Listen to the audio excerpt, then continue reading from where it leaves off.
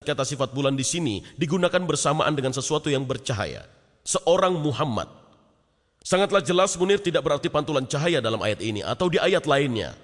Ia berarti bercahaya. Orang-orang pada masa Muhammad memahami bahwa bulan bercahaya dan mereka benar. Sama seperti pada masa Musa memahami bahwa matahari adalah cahaya terbesar dan bulan cahaya yang lebih redup dan mereka benar. Namun jika Anda memaksa, kata Arab nur dan bulan di sini berarti pantulan cahaya. Kemudian berdasarkan penggunaan dari kata-kata ini dalam Al-Quran, Muhammad menyerupai matahari dan Allah menyerupai bulan. Apakah Dr. Naik benar-benar ingin mengatakan bahwa Muhammad adalah sumber cahaya dan Allah hanyalah pantulannya? Mengapa hal yang disebut pernyataan ilmiah ini yang tak seorang muslim pun akan dukung jika dia memberi kajian yang salah tentang Al-Qurannya sendiri? Dalam sebuah dialog seperti malam ini sangatlah membuat pembahasan yang jujur hampir tidak mungkin. Mari kita lanjutkan. Dan kita melihat pada perputaran air. Beberapa pengarang Islam menyatakan bahwa Al-Quran menunjukkan pengetahuan prailmiah tentang perputaran air. Apakah perputaran air itu? Dalam slide ini Anda akan melihat 4 langkah. Langkah pertama adalah penguapan. Air mengalir dari laut dan bumi. Langkah kedua, ia menjadi awan. Langkah ketiga, ia menurunkan hujan. Dan keempat, hujan ini menyebabkan tanaman tumbuh. Semuanya terlihat maju ke depan, dan setiap orang tahu 2, 3, dan 4. Bahkan jika mereka tinggal di kota, mereka tahu bahwa awan muncul dan datang hujan, dan bunga mereka tumbuh. Namun bagaimana dengan langkah pertama? Penguapan. Kita tidak dapat melihatnya, sangatlah sulit. Dan Al-Quran tidak mempunyai langkah pertama.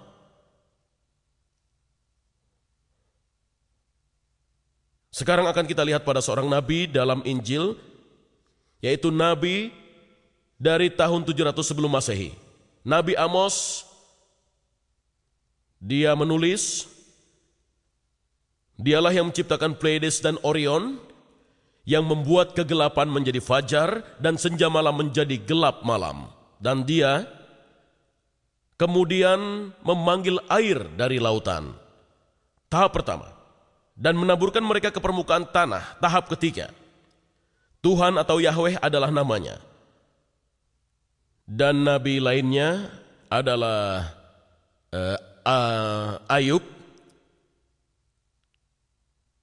Surat 36 ayat 26-28.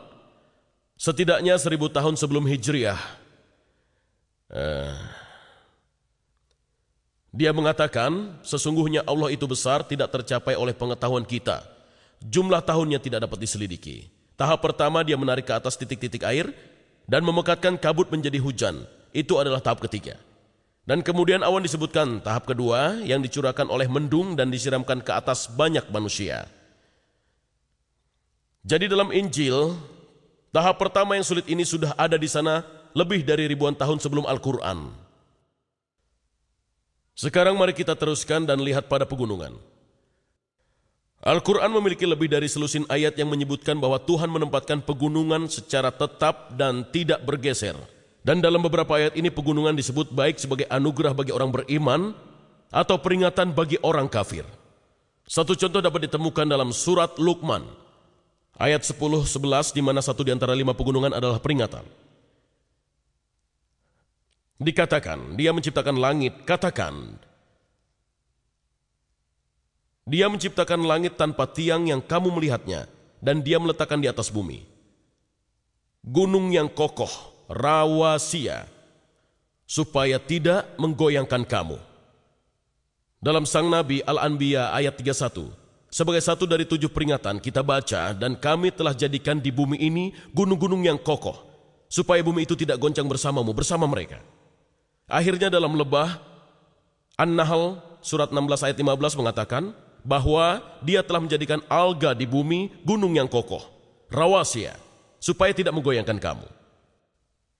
Kita lihat bahwa kemudian orang-orang beriman dan orang-orang kafir diberitahu bahwa Allah melakukan hal agung tersebut. Dia menancapkan pegunungan sehingga bumi tidak akan bergoyang secara dahsyat bersamanya. Maka dari itu harus kita tanyakan diri sendiri apa yang mereka ketahui. Pada 2 ayat berikut gambaran lainnya diberikan. Berita besar. An-Naba surat 78 ayat 6 dan 7. Bukankah kami telah menjadikan bumi sebagai sebuah hamparan, gunung-gunung sebagai pasak, al-jibala autad, benda seperti yang digunakan untuk memasang tenda di tanah. Dan kemudian hari pembalasan Al-Ghasyiyah, surat 88 ayat 17 dan 19. Maka apakah orang-orang kafir tidak melihat gunung-gunung, Al-Jibal, dan bagaimana mereka ditancapkan seperti tenda? Di sini manusia diberitahu bahwa gunung-gunung dihamparkan seperti pasak-pasak tenda. Pasak pada tenda membuat tenda stabil. Jadi sekali lagi gagasannya adalah sebagai pasak. Gunung-gunung akan menghindarkan bumi dari guncangan. Gambaran ketiga diwakilkan dalam kata Rawasiyah, digunakan untuk gunung. Kata ini berasal dari kata dasar bahasa Arab arsa, dan kata dasar yang sama digunakan untuk kata Arab untuk jangkar. Untuk membuang atau melempar jangkar, alga al-mirsa.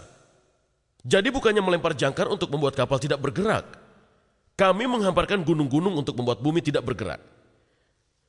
Nah, dari gambaran ini sangatlah jelas bahwa pengikut Muhammad tahu bahwa gunung-gunung diletakkan seperti pasak pada tenda untuk membuat tenda tetap pada tempatnya. Seperti jangkar untuk membuat kapal tetap pada tempatnya, untuk menghentikan bumi bergoyang atau membatasi gempa bumi. Namun pada kenyataannya hal itu keliru. Pembentukan gunung-gunung menyebabkan gempa bumi.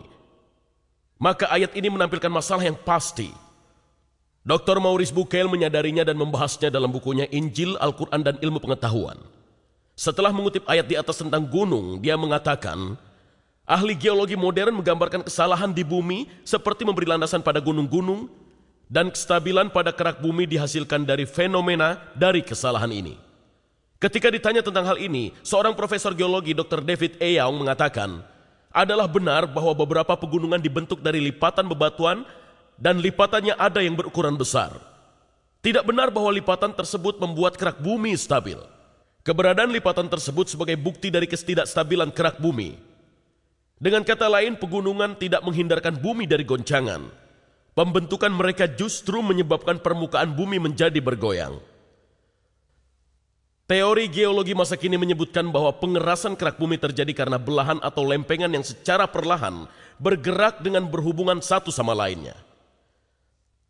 Terkadang lempengannya berpisah, seperti Amerika Utara dan Selatan berpisah dari Eropa dan Afrika Selatan. Dan terkadang mereka bergerak bersamaan, meluncur bersamaan, dan bertubrukan satu sama lain, dan kemudian mereka menyebabkan terjadinya gempa bumi. Sebuah contoh dari jenis pembentukan gunung ini ditemukan di Timur Tengah, tempat terjadinya migrasi bangsa Arab menuju Iran, yang menyebabkan jajaran zigros di Iran. Pada beberapa tempat di dunia, seperti pada sebuah perjalanan sepanjang jalan, seseorang melihat sisi lembah lapisan badai pasir yang tadinya horizontal ketika mengendap, sekarang menonjol membentuk sebuah sudut. Sehingga sekarang dapat Anda lihat, lapisan badai pasir ini yang pada mulanya berbentuk horizontal, sekarang membentuk sudut 75 derajat. Mereka tertekan di sana oleh gempa bumi karena terbentuknya gunung-gunung. Terkadang lempengannya bertabrakan satu sama lain. Dan juga mulai meluncur. Selama masa ini, kekuatan besar terbentuk. Ketika kekuatan pergeserannya diatasi, bagian dari lempengannya yang menempel condong ke depan, menyebabkan sebuah gelombang kejut dari gempa tikaman, dan kemudian secara tiba-tiba ia menjadi dum seperti ini. Pada sebuah gempa bumi akhir-akhir ini, dihitung bahwa di Cocos Plate, Meksiko, tiba-tiba melompat ke depan sejauh 3 meter. Ya, jika kuda Anda tiba-tiba melompat sejauh 3 meter akan menjadi suatu bencana. Jenis lain dari gunung adalah yang terbentuk dari gunung berapi.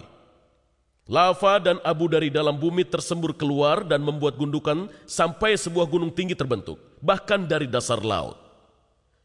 Dan kita dapat lihat jenis peristiwa ini dari gambar ini. Saya harap Anda dapat melihatnya. Tidak jelas ya?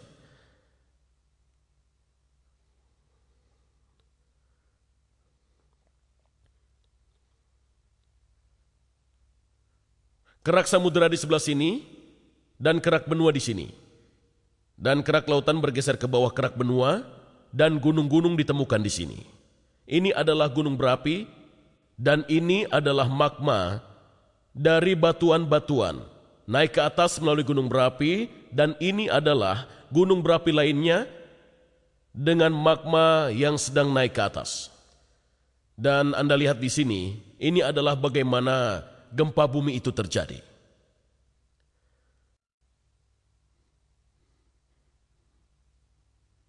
Pada kasus beberapa gunung Merapi, batuan menyusup ke dalam lubang pembukaan gunung Merapi dan mendingin untuk membentuk